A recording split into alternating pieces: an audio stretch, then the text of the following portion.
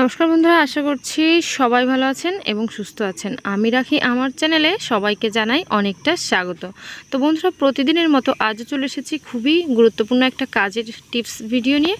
তো কি ভিডিও দেখতেই পাচ্ছেন, এখানে আরশোলা আছে। আরশোলা কয়েক বছর পর্যন্ত আপনাদের ঘরে একটাও কিন্তু দেখা যাবে না। আজকের এই রেমেডি যদি ইউজ করেন, যদি আপনাদের ঘরে অনেক বেশি আরশোলা হয়ে যায়, সব জায়গায় ঘুরে বেড়াচ্ছে আরশোলা, চারিদিকে খাবার দাবারে মুখ দিচ্ছে, বাসনপত্রে মুখ দিয়ে নোংরা করে দিচ্ছে, তো সেই সমস্ত ক্ষেত্রেও কিন্তু আর আরশোলা দেখা যাবে না। এদের সারা জীবনের জন্য তাড়াতে চাইলে তো আজকের এই ভিডিওটা অবশ্যই দেখতে হবে।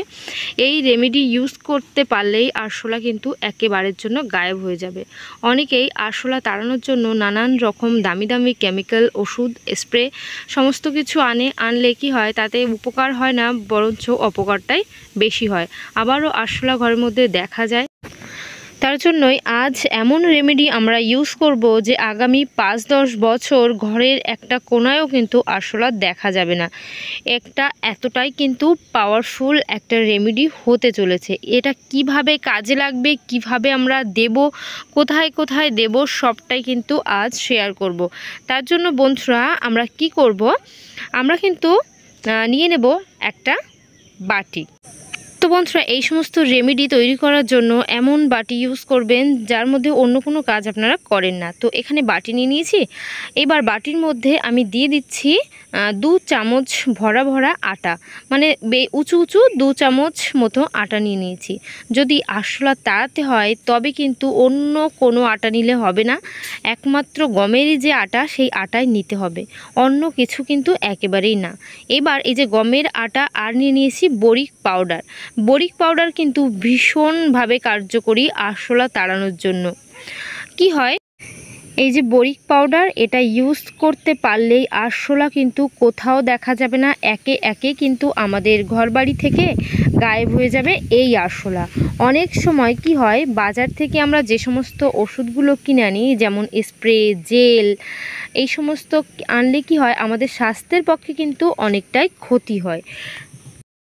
বাড়িতে যদি ছোট বাচ্চা থাকে তো সেই সমস্ত ওষুধগুলো ওরা যদি মুখে দিয়ে দেয়, তখন কিন্তু বিপদের আর সীমা থাকবে না। তাই এই যে দুটো উপকরণ আমি দিলাম, তার মধ্যে দিয়ে দেব কিছুটা পরিমাণ জল। এবার জল দিয়ে এটাকে কিন্তু স্মুথ একটা পেস্ট আমি তৈরি করে নেব। তো বন্ধুরা, বাজার থেকে আমরা যখন কেমিক্যাল আনি, সেই কেমিক্যাল ঘরের এখানে ওখানে আমরা কিন্তু অবশ্যই দিই। সেটা বাড়ির ছোট বাচ্চা হোক, বয়স্ক কেউ হোক, যে কোনো মানুষ, আমাদের নিজেদের হোক, শরীরটা কিন্তু খারাপ করে এগুলোর ওষুধগুলো যখনই আমাদের নাকের মধ্যে যায়।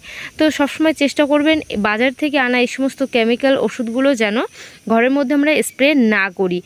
তো আমরা কি করতে পারি, ঘরোয়া জিনিসপত্র দিয়েই কিন্তু আমরা ওষুধ বানিয়ে নিতে পারি, যার জন্য কিন্তু আরশোলা আর ঘরে দেখা যাবে না। ঘরোয়া জিনিসপত্র দিয়ে বানালে সেটা সেফটিও হবে আমাদের পক্ষে, আর আরশোলা একেবারে ঘর থেকে পালিয়ে যাবে। এই দুটো জিনিস তো মিশিয়ে নিলাম, মিশিয়ে যে পাতলা ব্যাটার আমি তৈরি করে নিয়েছি। এইবার এইগুলোকে আমি কিন্তু দুটো উপায়ে আমি ঘরের চারিদিকে দেব। প্রথমে আমি কি করব, একটা কাগজ নিয়ে নেব। কাগজের মধ্যে করে কিন্তু এই মিশ্রণটা আমাদের দিতে হবে। যাদের বাড়িতে একটু আরশোলার পরিমাণটা কম আছে তারা কিন্তু এই কাগজে করে দিতে পারবেন। আর এখানে যে ইয়ারবাডটা আছে, এখানে আর একটা পদ্ধতি আমি কিন্তু দেখিয়ে দেব।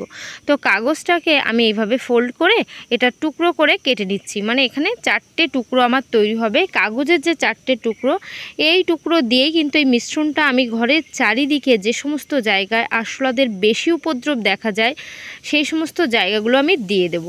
তো বিশেষ করে তো রান্নাঘরের দিকে আরশোলাদের দেখা যায়, খাবার দাবার, বাসনপত্রের মধ্যে সবসময় ওরা মুখ দেয়, এমনকি ঘরের মধ্যে অনায়াসে কিন্তু ওরা চলে আসে। লাইট অফ করার সঙ্গে সঙ্গে আরশোলাদের উপদ্রব কিন্তু দেখা যায়, বাথরুমের মধ্যে দেখা যায়, কিচেন সিঙ্কের মধ্যে দেখা যায়, ওয়াশ বেসিনের মধ্যে দেখা যায়। তো এই সমস্ত জায়গাগুলোর মধ্যে আমাদের কিন্তু এই মিশ্রণটা দিয়ে দিতে হবে। তো আমি এখানে 4টে পেপার কেটে নিয়েছি, পেপারের মধ্যে কিছুটা পরিমাণ মিশ্রণ আমি এইভাবে করে চামচে দিয়ে দিচ্ছি। দিয়ে আমাদের ঘরের ভেতরে আমি যে সমস্ত জায়গাগুলো সে সমস্ত জায়গায় কিন্তু এই মিশ্রণগুলো দিয়ে দিতে হবে। তো এখানে আমি 4টে পেপারের মধ্যে কিন্তু মিশ্রণটা কিছু কিছু নিয়ে নিলাম। নিয়ে দেখবেন ঘরের এমন অনেক কোণা আছে, ফ্রিজের পাশে আছে, যে সমস্ত জায়গায় খাবার রাখি তার আশেপাশে কিন্তু আরশোলাদের বেশি দেখা যায়। যেমন এই ফ্রিজের পেছন দিয়ে কিন্তু আরশোলাদের ভীষণভাবে দেখা যায়। এখানে একটা কাগজ দিয়ে এই মিশ্রণটা আমি দিয়ে দিলাম, তাহলে ফ্রিজের পেছনে ওদের বেশি দেখতে পাওয়া যায়। এখান থেকে ওরা খেয়ে একেবারে কিন্তু পালিয়ে যাবে, ওরা কিন্তু বাঁচবেও না। আর কি করব, আমরা এই যে দরজা যেখান থেকে আমরা ঢুকি, দরজার ঠিক পেছন দিকে এই জায়গাটা কিন্তু আরশোলাদের উপদ্রব দেখা যায়। দরজাটা বন্ধ থাকলেও কিন্তু দরজার নিচ দিয়ে চলে আসে। তো কি করব বন্ধুরা, এবার যেখানে বাচ্চাদের বই পড়ে, যেখানে কাগজপত্র পড়ার যে টেবিলটা আছে, সেই পড়ার টেবিলের মধ্যে যেখানে বই খাতা কাগজপত্রগুলো থাকে, সেই কাগজপত্র কাটার জন্য কিন্তু আরশোলাদের এই জায়গায় দেখা যায়। ওরা কিন্তু বই খাতা ওরা কেটে দেয়, তো নষ্ট করে, নোংরা করে। এই সমস্ত জায়গার মধ্যে একটা কাগজের যে মিশ্রণটা আমি দিয়ে দেব, দিয়ে দিলে তাহলে আরশোলারা এটাকে খেয়ে একেবারেই কিন্তু পালিয়ে যাবে। এর মধ্যে আটা আছে, আটার কারণে ওরা আকৃষ্ট তো হবেই। আর এর মধ্যে যেহেতু বরিক পাউডার আছে, সেই বরিক পাউডার খাওয়ার সঙ্গে সঙ্গে ওদের শরীরে কিন্তু রিয়াকশান তৈরি হবে। সেই রিয়াকশনের ফলে ওরা কিন্তু মারা যাবে, আর তা না হলে ঘর থেকে একেবারের জন্য বাইরে পালিয়ে যাবে।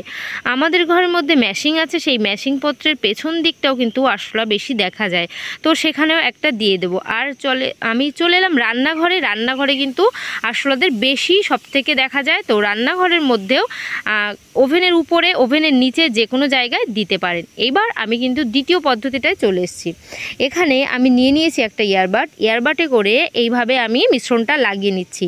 লাগিয়ে দেখবেন যাদের বাড়ি প্রচুর পরিমাণে আরশোলার উপদ্রব, তারা কিন্তু এইভাবে আলমারির যে নিচের দিকটা, এইখানে কিন্তু প্রচুর পরিমাণে দেখা যায়। সেইখানে এইভাবে ইয়ারবাড দিয়ে আমি মিশ্রণটা এইভাবে ফোঁটা ফোঁটা করে লাগিয়ে দিচ্ছি। তাহলে এই সমস্ত জায়গায় ওরা আটার ঘ্রাণে কিন্তু চলে আসবে। এখান থেকে যখনই ওরা এগুলোকে খাবে, খাওয়ার পর আর এখানে কিন্তু ওরা থাকতে পারবে না, একেবারে এখান থেকে পালিয়ে বাঁচবে।